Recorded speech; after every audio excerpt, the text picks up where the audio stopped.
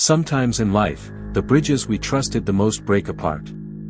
But what if every broken piece was a chance to build something even stronger?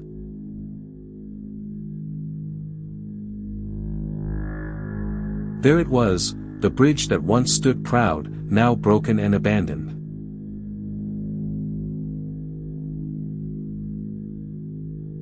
Looking at the ruins, it was easy to believe that nothing could be done.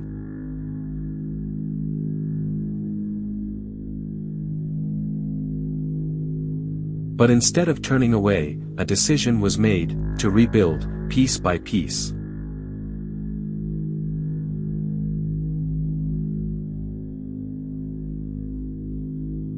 Rebuilding is never easy. It demands patience, strength, and a heart willing to hope again.